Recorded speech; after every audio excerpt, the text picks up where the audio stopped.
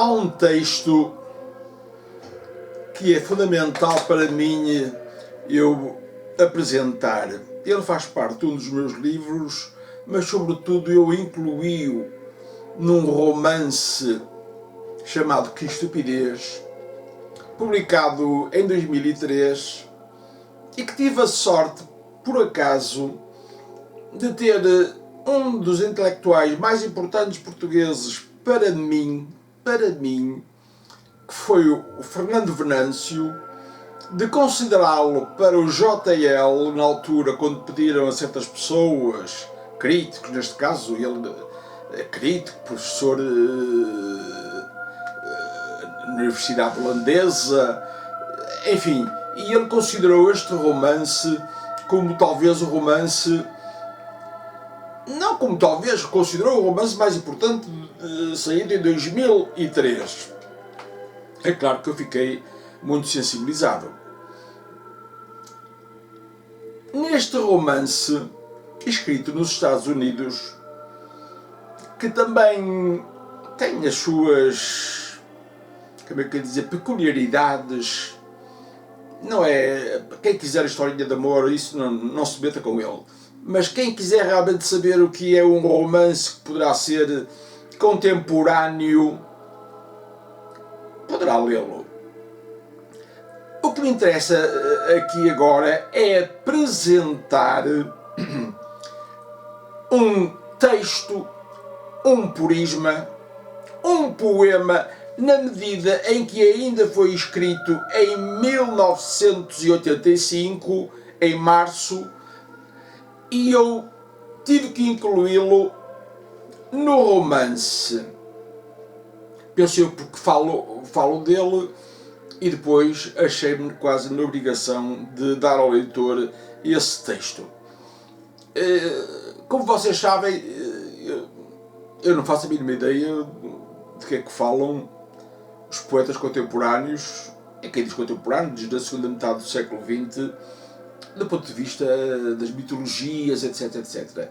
Eu passei muito, como é que se diz, rente pelo Prometeu, falei só num livro de Prometeu, num outro de Moisés, e a terceira figura, para mim, que poderia ainda fazer parte da mitologia, e neste caso o grego, seria o Ulisses. Ulisses porquê? Porque o Ulisses está ligado a uma inteligência, não inteligência científica ou racional, mas uma inteligência existencial, para não dizer a uma manha, que é a sua maneira de como enfrentar a vida e os problemas da vida. E está tudo completamente ligado com a poética e o problema da aporia. Por conseguinte, eu vou ler o texto. O texto também é interessante na medida em que eu emprego vocábulos bastante inusitados, ou pelo menos pouco usados na nossa literatura.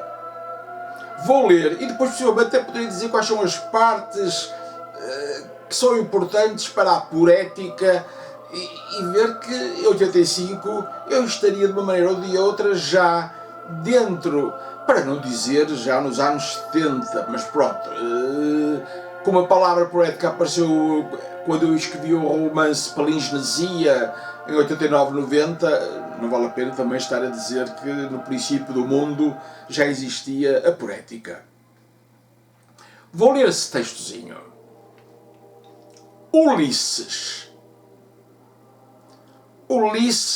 navega tartamudeando ignorâncias, varejando os ventos da fútil arrepsia, certo do aruspício como da memória, homem expectável, uma dolorosa transmutação do sangue ingente que elicia do sofrimento a carne humana. Navega solitário pela palavra sem origem, ouvindo num atafego de êxtase as músicas, ecos atros de um destino que não compreende, e, emaciado pela privação que a viagem culmina, sente que outro ser, outra língua, nasce viva. É um momento auspiciante, uma hora trágica. Grifar no desejo a pele onde o corpo avito desconhece a configuração. É a monstruosidade onde o coração desfibra apelos assustadores.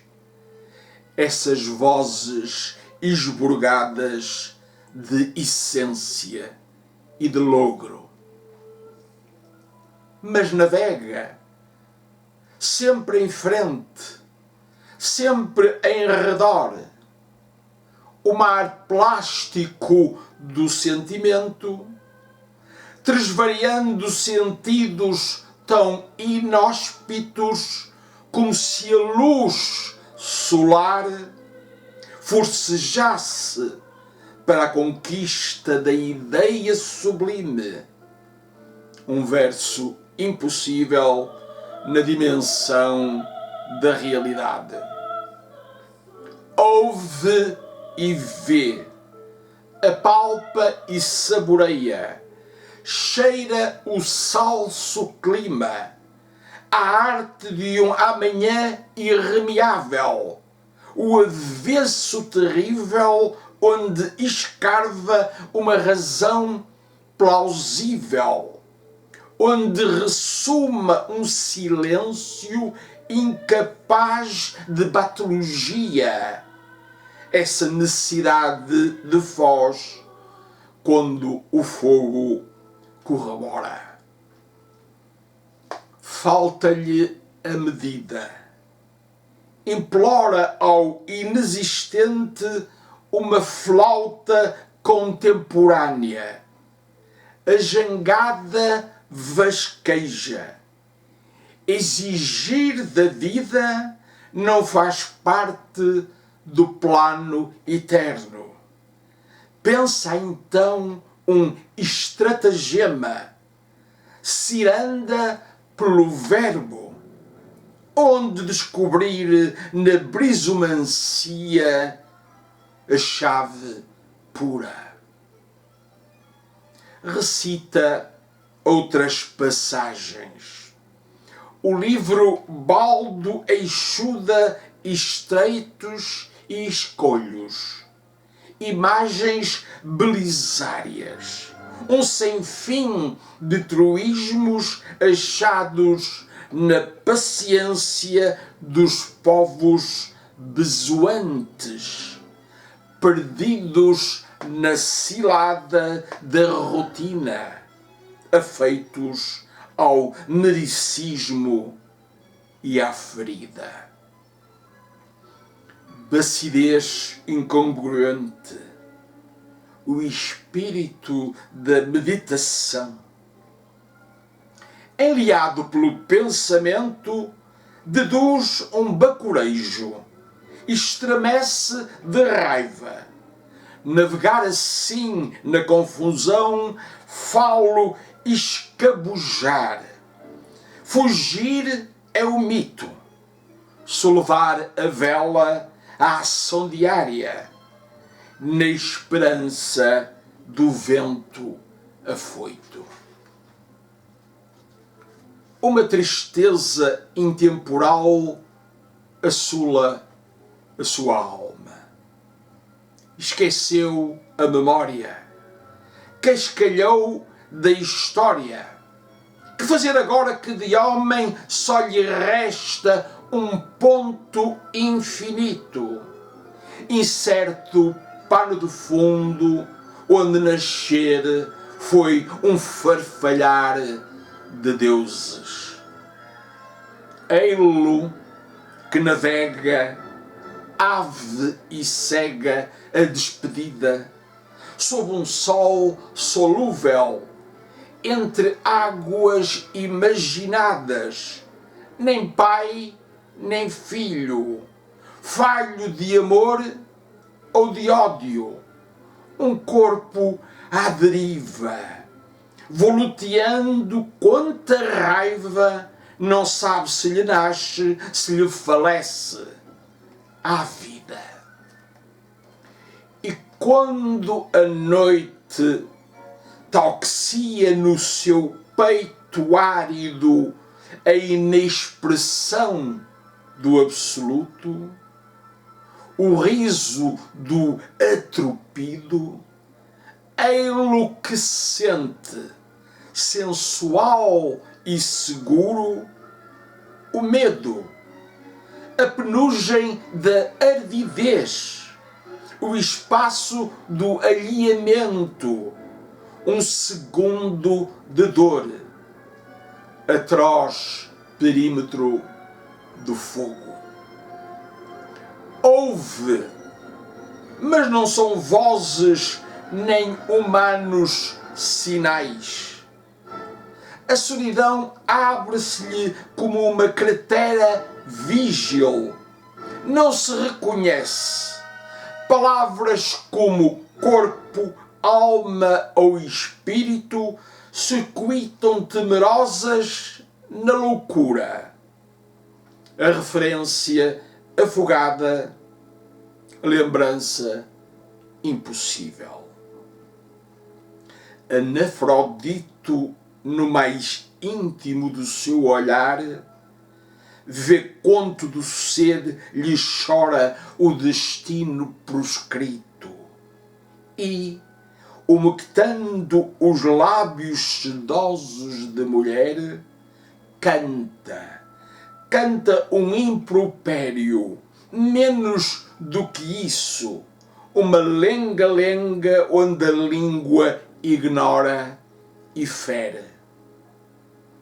É um cântico segregado ao degredo da vida, um espasmo sagrado da dimensão teratológica, dizer, falar, soletrar no próprio insentido o domínio futuro de uma casa, de um porto onde possa recolher, revestido de sortilégio. 17/3/1985. Porque é o seguinte, o texto pertence a um dos meus livros de poesia e eu fui buscá-lo para colocá-lo aqui neste romance.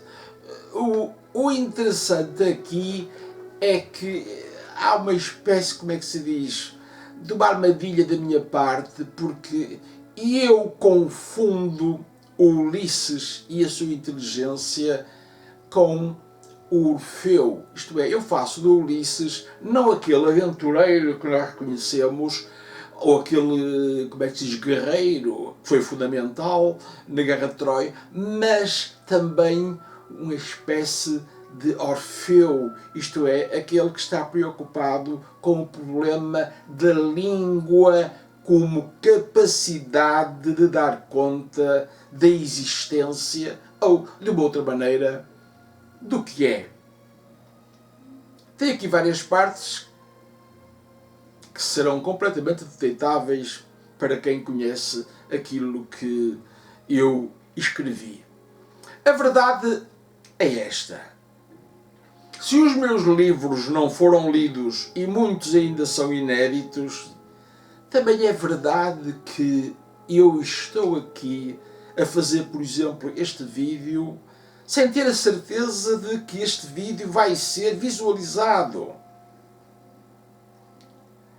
Mas enquanto que eu escrevia os livros, e quando eu falo, por exemplo, na poética, é que eu explico que a poética não é mais arte, mas simplesmente uma terapia, se quisermos, estética, como foi. Logo, um pouco como Ulisses, eu tentava resolver os meus problemas, achar soluções para tudo aquilo que me aparecia como a aporia. Eu, ao menos nestes vídeos que faço, tenho tido um grande gozo. É preciso não se esquecer que, e é uma contradição para uma pessoa como eu, que tanto sofreu, eu na realidade sou um hedonista. Não tenho paciência nenhuma para a dor, nem para o sofrimento. Nem penso que é a dor ou o sofrimento que fazem os grandes livros. Mas enfim, tudo isto será, de uma maneira ou de outra, história.